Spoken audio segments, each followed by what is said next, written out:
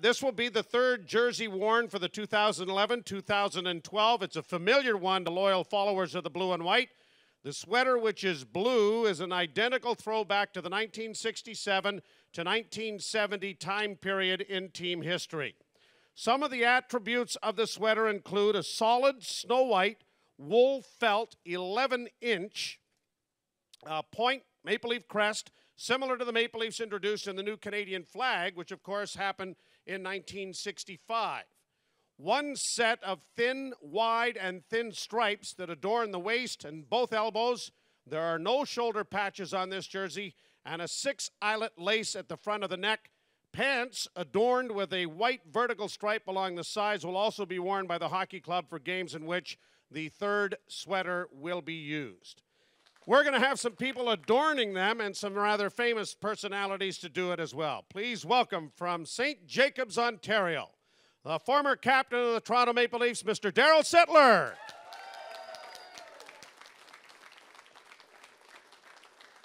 From Kelvington, Saskatchewan, and all parts west, the former captain of the Maple Leafs, Mr. Wendel Clark.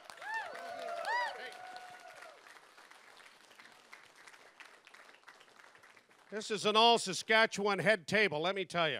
From Saskatoon, Saskatchewan, would you please welcome winger Colby Armstrong.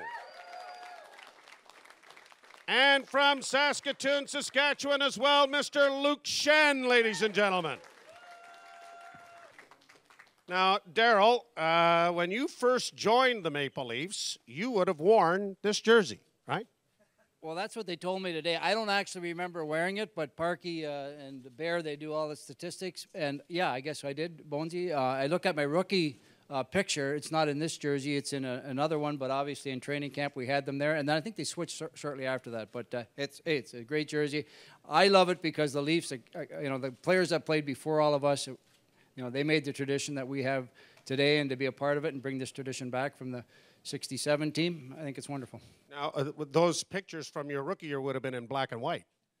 Maybe, Bonesy, but the jersey still fits me, man. Yeah, I noticed that. I noticed that. That looked good. It's great. Anytime you put the leaf on and have that leaf with the blue and white jersey with the Toronto name on it, that's the best part. No matter how you work it, for me, when you get to put that jersey on, it's the best. It's a classic. The tradition of this jersey goes back a long way. Obviously, coming in after guys like this, it's pretty crazy to sit up here with them and be wearing a jersey like this that they put on many years back. Everyone's real excited just talking to some of the guys. You know, there's a pretty big buzz around the room just because, you know, one of the things they've changed up in our dressing room the past few years is they bring in kind of old school pictures with, you know, former Leaf players who've meant a lot to the organization, you know, back in the day. Black and white pictures are even... Of Darryl? I don't know. I'm not going to tell the secrets, but no.